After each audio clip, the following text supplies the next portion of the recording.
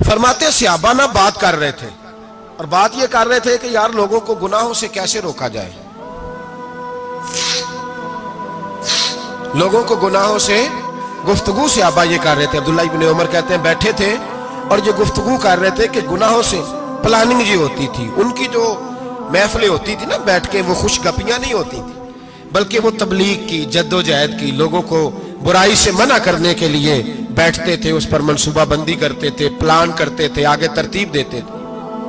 گفتگو ہو رہی تھی تو اب آپس میں بات ہونے لگی کہ کون سا گناہ زیادہ برا ہے جس پر سب سے پہلے کام کیا جائے۔ تو دور ایک صحابی بیٹھے تھے، ان کا نام تھا عبداللہ ابن عمر، ایک عبداللہ بن عمر ہے اور ایک عبداللہ ابن عمر ہے۔ حضرت عبداللہ ابن عمر دور بیٹھے تھے، بڑے سمجھدار سیانے باریک بین آدمی تھے۔ تو حضرت عمر فاروق اپنے بیٹے سے کہنے لگے جا عبداللہ ابن عمر سے پوچھ کے آ کہ سب سے سخت گناہ کون سا ہے۔ توجہ ہے میرے بھائیوں، ادھر دیکھیے گا میری جانب، پوچھ کے آ کہ سخت گناہ کون سا ہے۔ عبداللہ بن عمر رضی اللہ تعالیٰ عنہ کی خدمت میں جب عبداللہ ابن عمر گئے تو جا کے کہنے لگے کہ صحابہ پوچھتے ہیں کہ آپ نے زیادہ وقت گزارا ہے نبی رحمت صلی اللہ علیہ وسلم کے پاس، تو بتلائیے برا گناہ کون سا ہے، سب سے سخت گناہ، تاکہ سب سے پہلے اس پر پابندی لگائی جائے، اس پر محنت کی جائے۔ تو حضرت عبداللہ ابن عمر کہنے لگے صحابہ کو جا کے بتا دو کہ سب سے برا گناہ شراب پینا ہے، سب سے برا گناہ، اور یہ ام الخبائث ہے، برائیوں کی جڑ ہے، گناہوں کی ماں ہے، یہ بنیاد ہے، باقی گناہ اسی سے شروع ہوتے ہیں۔ کہتے ہیں میں نے آ کے بتایا تو حضرت ابو بکر صدیق رضی اللہ تعالیٰ عنہ سیدنا فاروق اعظم کہنے لگے خود جاتے ہیں، ان کے پاس خود جاتے ہیں، چونکہ ہم نے بات سننی ہے ہم خود جاتے ہیں اور ان سے جا کر کے سوال کرتے ہیں کہ اگر آپ کو اس تفصیل کا پتہ ہے نا تو اس کے پیچھے بھی کوئی تفصیل ہوگی جو میرے نبی پاک نے بیان کی ہوگی صلی اللہ تعالی علیہ وسلم، اس تفصیل کا بھی آپ کو پتہ ہوگا جو نبی پاک نے بیان کی ہوگی، اس بات کے پیچھے جو بیک گراؤنڈ ہے، جو پس منظر ہے۔ فرماتے ہیں کہ ہم اٹھے، عبداللہ ابن عمر کے پاس گئے، ان سے جا کے پوچھا کہ جناب آپ نے یہ تو فرمایا ہے شراب ام الخبائث ہے، تو اس کے پیچھے پس منظر کیا ہے؟ تو عبداللہ ابن عمر کہنے لگے یہ میں نے اپنے پاس سے نہیں کہا، یہ میں نے نبی پاک سے سنا ہوا ہے۔ حضور سید عالم صلی اللہ علیہ وسلم بیٹھے تھے تو حضور نے فرمایا شراب، یہ نشہ، یہ برائیوں کی ماں ہے۔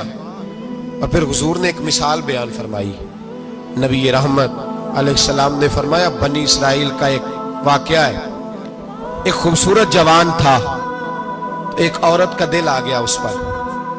یہ یاد رکھ لیں، ہم لڑکوں کو منع کرتے رہتے ہیں لیکن ہمیں گھر کی بچیوں پر بھی توجہ دینی ہوگی، ہمیں ان کے فون پر بھی نگرانی کرنی ہوگی، ہمیں وہاں بھی غور کرنا ہوگا، اس لیے کہ اگر کوئی بچی گنجائش نہ دے تو میرا خیال ہے کہ لڑکا جرت کرنے کی طاقت نہیں رکھتا، تو وہاں بھی ان کی اماں سے کہے کہ پابندی لگائے، بچی کسی کا موبائل لے کر کے کہیں اس کو استعمال تو نہیں کر رہی، اس پودے پر بھی توجہ دے، درخت بننے سے پہلے اس کی بھی نگرانی کریں، یہ بھی بڑا ضروری کام ہے۔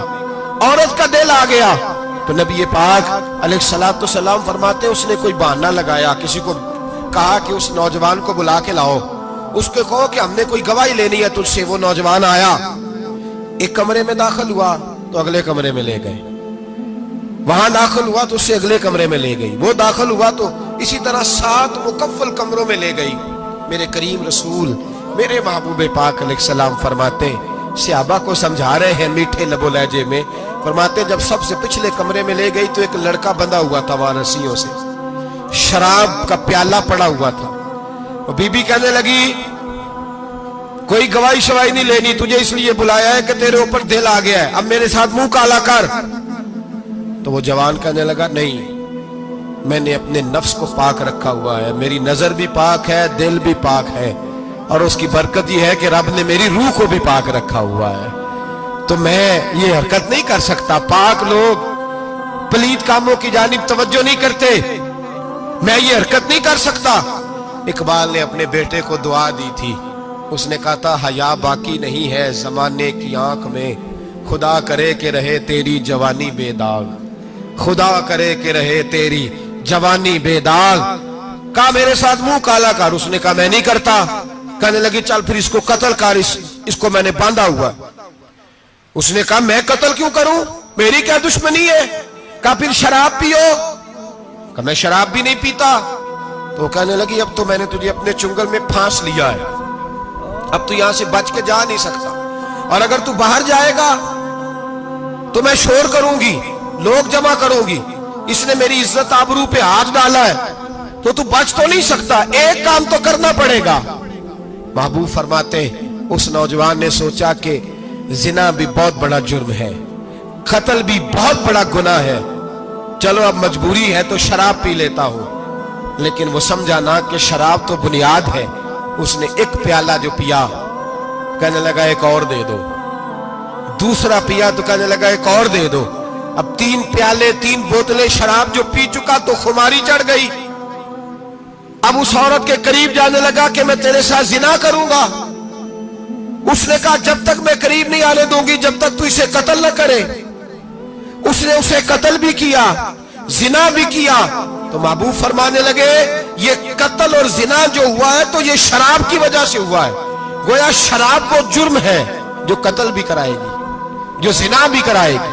और अगर आप नशई को देखें, अगर आप शराबी को देखें, तो क्या वो डकैतियां नहीं करता फिरता, वो चोरियां नहीं करता, वो अपनी ही माँ का जेवर नहीं बेच आता, वो अपनी ही बहन का पड़ा हुआ जहेज नहीं बेच आता, वो अपने ही घर में डाके नहीं डालता, वो अल्लाह के घर मस्जिद में आकर के चोरी नहीं करता,